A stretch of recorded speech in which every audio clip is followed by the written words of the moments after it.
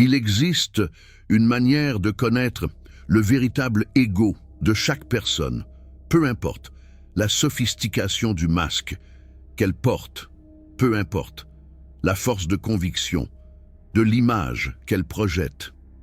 Deux choses simples révèlent tout. Et une fois que vous apprenez à les identifier, vous ne verrez plus jamais les gens de la même façon.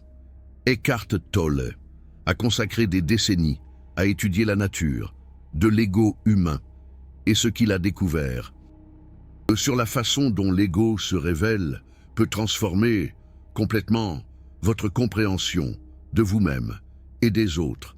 Si vous vous êtes déjà demandé pourquoi certaines personnes semblent si différentes en public et en privé, si vous avez déjà senti que quelque chose clochait chez quelqu'un sans pouvoir expliquer quoi, si vous avez déjà été surpris par le véritable caractère d'une personne qui semblait digne de confiance, cette vidéo va enfin vous donner les outils pour voir au-delà des masques. Mais avant de révéler ces deux choses, je dois vous avertir d'une chose importante. Ce que je vais partager n'est pas une technique pour juger les autres. C'est un outil de conscience qui sert autant à reconnaître des schémas chez les autres que, surtout, à reconnaître ces mêmes schémas en soi-même. Tolle enseigne quelque chose de fondamental sur la nature de l'ego. L'ego est le moi, non observé. C'est ainsi que vous vous distinguez des autres. Il crée votre identité à partir de votre position sociale, votre travail, vos possessions, votre parcours, votre apparence, vos relations, votre histoire personnelle et familiale, vos croyances et votre appartenance à des groupes politiques, nationaux, raciaux et religieux. Avez-vous bien compris cela? L'ego n'est pas quelque chose de mauvais qui doit être détruit. C'est simplement le moi qui n'est pas observé. Et quand nous observons l'ego, quelque chose de magique se produit. Il commence à perdre son pouvoir sur nous. Des recherches en psychologie confirment cela de façon fascinante. Des études publiées en 2024 montrent que les mécanismes de défense de l'ego opèrent de façon inconsciente et automatique. Nous ne réalisons même pas quand nous protégeons notre sentiment d'identité. La défense se produit avant même que nous ayons conscience que quelque chose a menacé notre ego. Maintenant, laissez-moi vous révéler la première chose qui expose le véritable ego de chaque personne. La première révélation est la façon dont la personne réagit lorsque son sentiment d'identité est menacé. Tolle décrit cela de façon puissante. La défensivité se produit très rapidement dans les interactions humaines. C'est un schéma automatique. Vous pouvez seulement la reconnaître après et dire « Ah, c'était encore de la défensivité ». Ce sont toutes les façons dont l'ego tente de se protéger. L'ego étant le moi, créé par l'esprit. Observez ce qui se passe. Lorsque vous êtes en désaccord avec quelqu'un, observez ce qui se passe. Lorsque vous remettez en question une croyance que la personne considère comme centrale à son identité, observez ce qui se passe. Lorsque vous soulignez une erreur ou une faiblesse, la réaction révèle tout. Une personne avec un ego fort et non observé réagira avec une défensivité immédiate. Elle se fermera, attaquera en retour, changera de sujet, dévalorisera votre opinion, deviendra irritée ou même furieuse. Tout cela se produit automatiquement, avant même qu'elle réalise ce qu'elle est en train de faire. Pourquoi cela se produit-il? Parce que l'ego confond la critique d'une idée avec la critique de l'existence de la personne. Quand vous remettez en question une croyance de quelqu'un profondément identifié à son ego, cette personne sent comme si vous remettiez en question son droit d'exister. Tolle cite un cours en miracle, de façon révélatrice. Chaque fois que vous devenez défensif à propos de quelque chose, sachez que vous vous êtes identifié à une illusion. C'est profond. La défensivité est un signe d'identification avec quelque chose qui n'est pas réel. Et plus la défensivité est forte, plus forte est l'identification avec l'illusion. Des recherches en psychologie montrent qu'il existe différents niveaux de mécanismes de défense de l'ego. Les plus immatures incluent le déni, la projection et la rationalisation.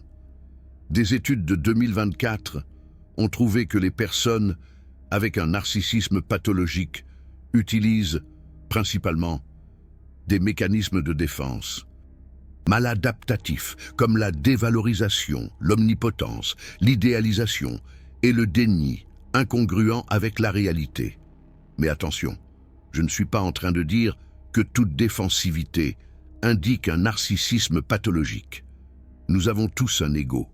Nous nous défendons tous. Parfois, la question est l'intensité et la fréquence de la défensivité. Une personne avec une conscience développée peut aussi sentir l'impulsion de se défendre.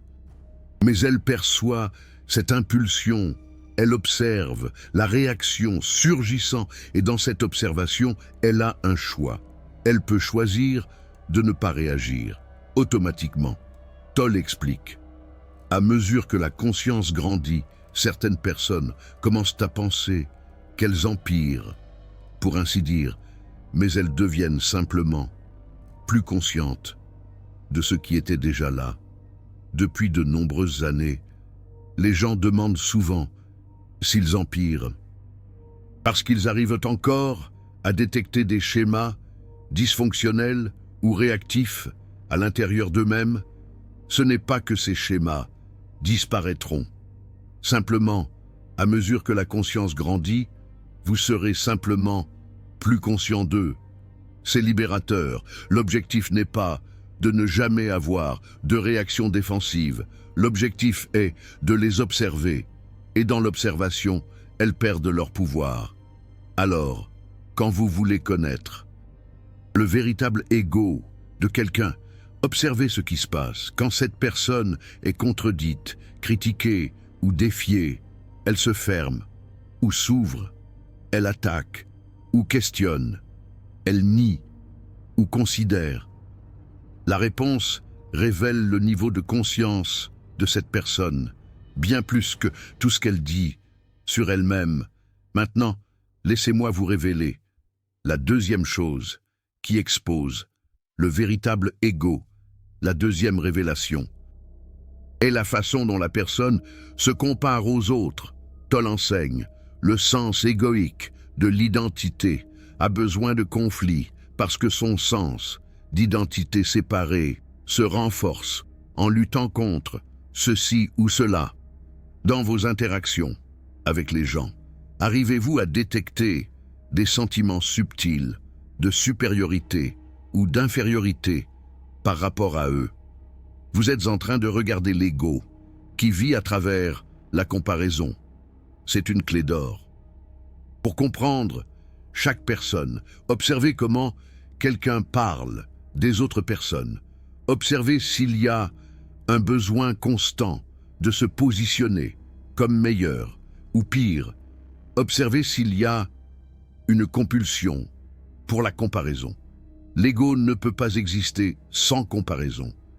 Il a besoin d'un autre pour se définir. Je suis plus intelligent que lui. Je suis moins joli qu'elle. Je suis plus spiritualisé qu'eux. Je suis moins bien réussi que ceux-là.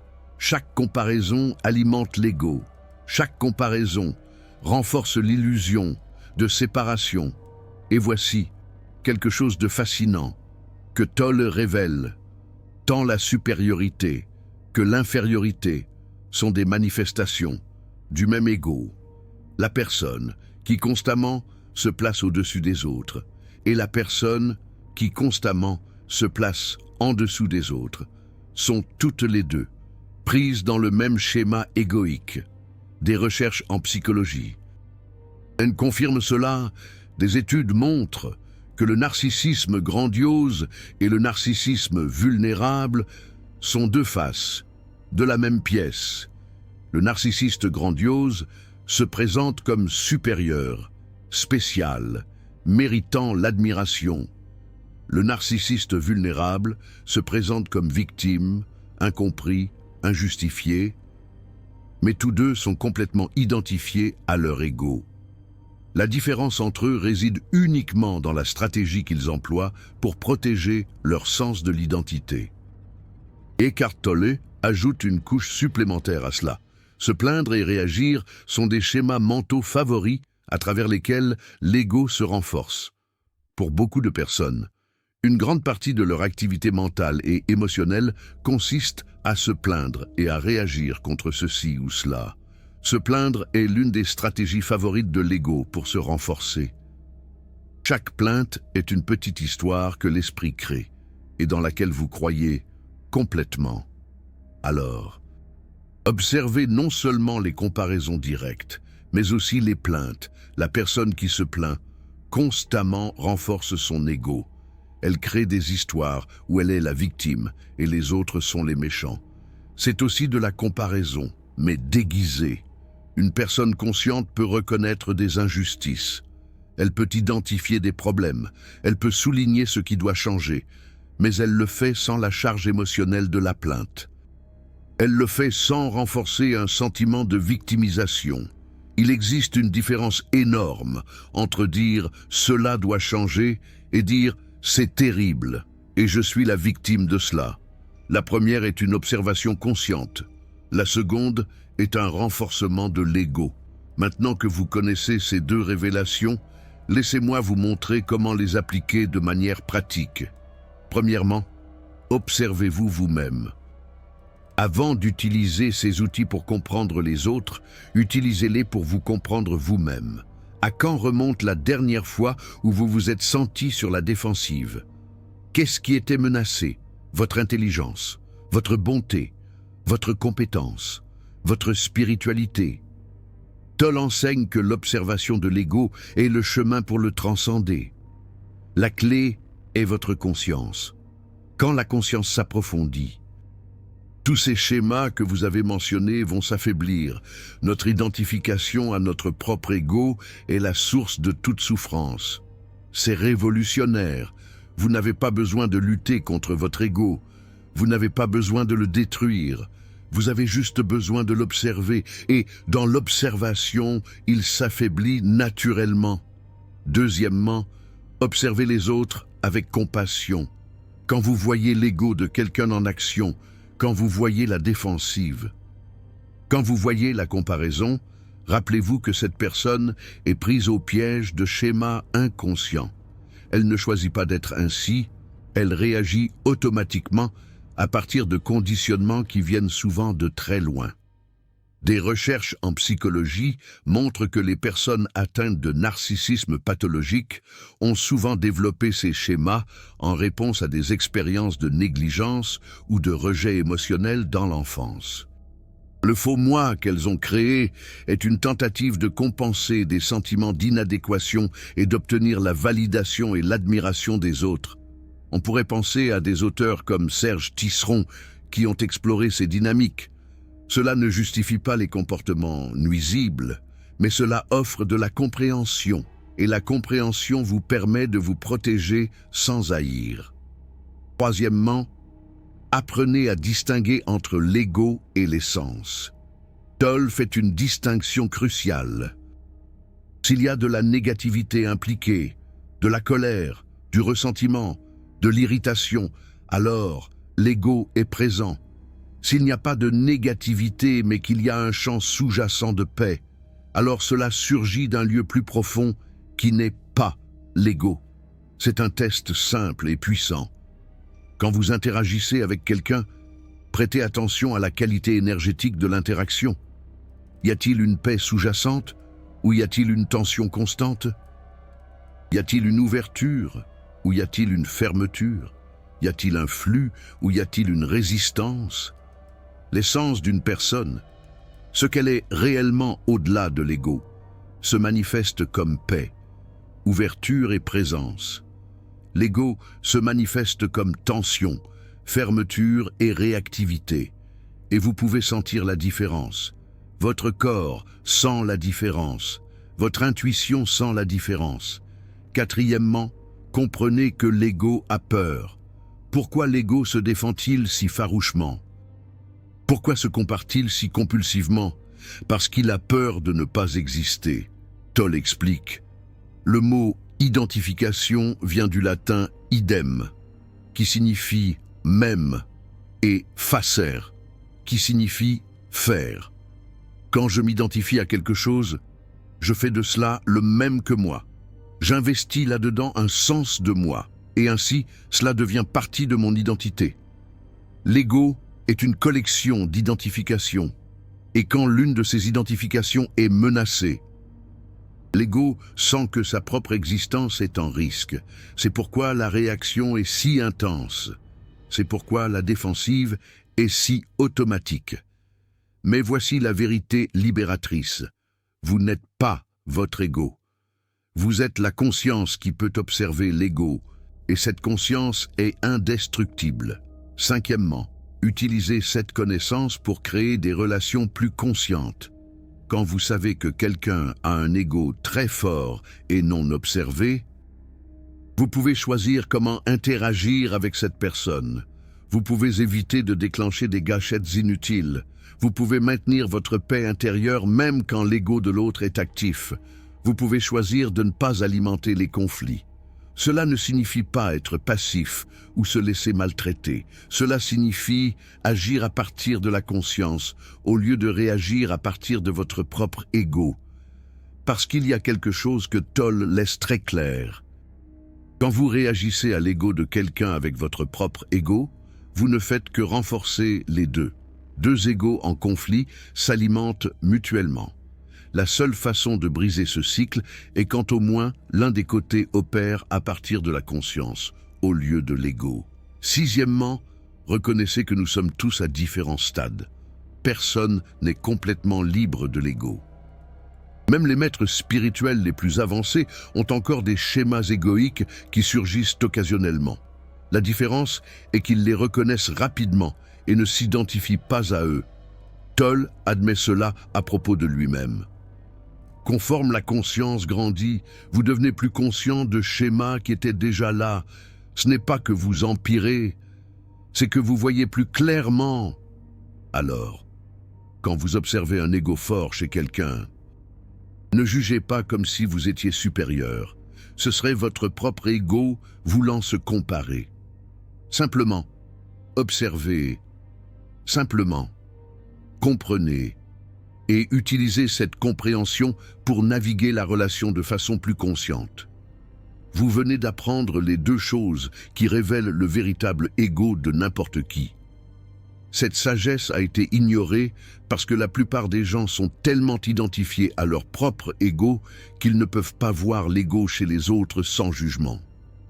Quand vous cliquez sur Super Thanks, vous devenez gardien de cette conscience sur la nature de l'ego. Ce n'est pas un paiement. C'est un positionnement. Vous avez choisi de voir au-delà des masques. Maintenant, je veux vous laisser avec une pratique concrète que vous pouvez appliquer immédiatement. Dans les 7 prochains jours, faites une expérience d'observation. Chaque fois que vous sentez l'impulsion de vous défendre, faites une pause. Ne réprimez pas l'impulsion. Juste observez-la. Demandez-vous, qu'est-ce qui est menacé ici ? Quelle partie de mon identité sent qu'elle a besoin de protection? Et chaque fois que vous vous surprenez à vous comparer à quelqu'un, faites une pause à nouveau.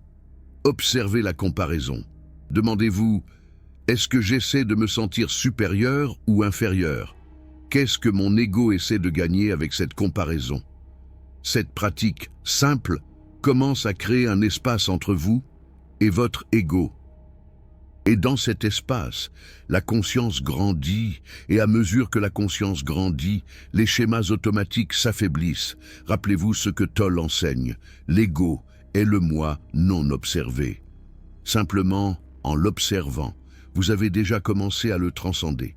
C'est comme regarder le reflet de votre propre visage dans l'eau. Plus vous observez, plus l'image se clarifie et se dissout. Vous avez maintenant un pouvoir que la plupart des gens n'ont pas. Vous pouvez voir au-delà des masques. Vous pouvez reconnaître l'ego opérant tant chez les autres qu'en vous-même. Et cette reconnaissance est le premier pas vers la libération. Un peu comme reconnaître une mauvaise herbe dans votre jardin. C'est le premier pas pour l'enlever. Les deux choses qui révèlent le véritable ego de n'importe quelle personne sont simples, mais profondes. Comment elle réagit quand son sens de l'identité est menacé? Comment elle se compare aux autres? Imaginez deux miroirs, l'un reflétant la fragilité, l'autre la compétition, défensivité et comparaison. Ce sont les deux miroirs qui révèlent l'ego dans toute sa complexité. Un peu comme observer les gargouilles de Notre-Dame. Elles révèlent la complexité de l'architecture et de l'âme humaine. Utilisez ces miroirs avec sagesse. Utilisez-les d'abord en vous-même. Soyez honnête. Et quand vous les utilisez chez les autres, faites-le avec compassion, sachant que nous sommes tous à différents stades de ce chemin d'éveil. Rappelez-vous la sagesse de Montaigne. Parce que c'était lui, parce que c'était moi. Toll conclut avec une vérité qui résume tout. Quand la conscience s'approfondit, tous ces schémas s'affaiblissent. La clé est votre conscience. Comme la lumière d'une bougie dissipant l'obscurité, vous n'avez pas besoin de changer quoi que ce soit forcément. Vous n'avez pas besoin de lutter contre votre ego ou l'ego des autres. Vous avez juste besoin de voir. Voir clairement. Voir avec conscience. Et dans cette vision, la transformation arrive naturellement. Les masques commencent à tomber. La vérité commence à émerger. Et vous découvrez que derrière tout ego, tant le vôtre que celui des autres, existe la même conscience, la même présence, la même essence. C'est comme découvrir que sous la Seine coule la même eau. C'est la découverte la plus libératrice de toutes, la libération de l'ego. C'est comme enlever un poids lourd de vos épaules. Polémique. Toll enseigne que l'ego vit à travers la comparaison et que tant la supériorité que l'infériorité sont des manifestations du même schéma égoïque. Cela signifie que chaque fois que nous nous comparons à quelqu'un, nous renforçons notre ego. Êtes-vous d'accord ou pas d'accord? Commentez ci-dessous dans laquelle des deux révélations vous vous reconnaissez le plus, dans la défensivité ou dans la comparaison. Je réponds à tout le monde dans les 2 premières heures. Partagez vos réflexions, vos expériences.